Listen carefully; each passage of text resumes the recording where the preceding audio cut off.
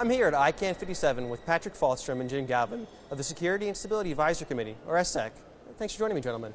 Thank you. Thank you. Patrick, I understand SSEC recently came out with SAC 84. Can you briefly explain what it is and what it means? Sure. We in SSEC, we evaluated the EPSRP guidelines, and we concluded that three, for us, very important principles were missing. Can you elaborate on what these three principles are?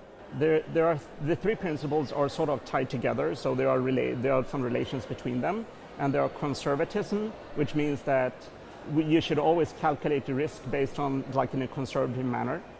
The second one, inclusion, has to do with the fact that you should not include anything unless you really know that it is sort of, the risk is manageable, which is tied to the conservatism. And this last one has to do with stability, which is that after you have added something, you cannot remove it. So all of those together are really, really important for security and stability reasons.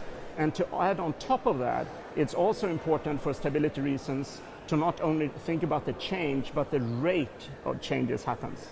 How widely are these principles accepted? These are very generic principles that originated in the Internet Engineering Task Force many, many years ago. And they are principles that are used whenever you do changes to protocols or processes. Jim, why are they so important? So SSEC's responsibility, first and foremost, is to the security, stability, and resiliency of the Internet's identifier systems, and in this case specifically the DNS.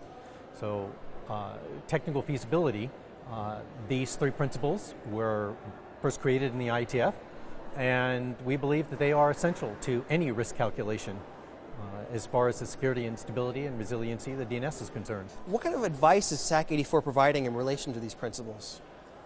So our message is a repeat of a message that we've been saying for a while.